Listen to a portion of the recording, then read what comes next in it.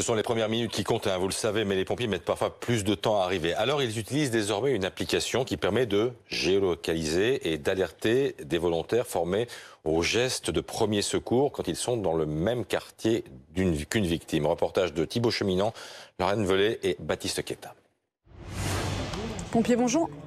Plateforme d'appel des pompiers de Paris. Un homme est au bout du fil.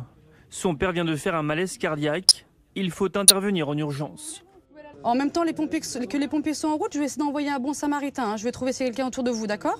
Un bon samaritain, une personne volontaire formée au secourisme, est prévenue grâce à l'application Staying Alive. Pour gagner du temps, on va faire sonner dans la poche des gens qui sont dans un rayon de 500 mètres autour d'eux l'application Staying Alive pour courir le plus vite possible et gagner ces précieuses minutes avant notre arrivée. Donc les bons samaritains interviennent en plus des pompiers et on espère avant les pompiers.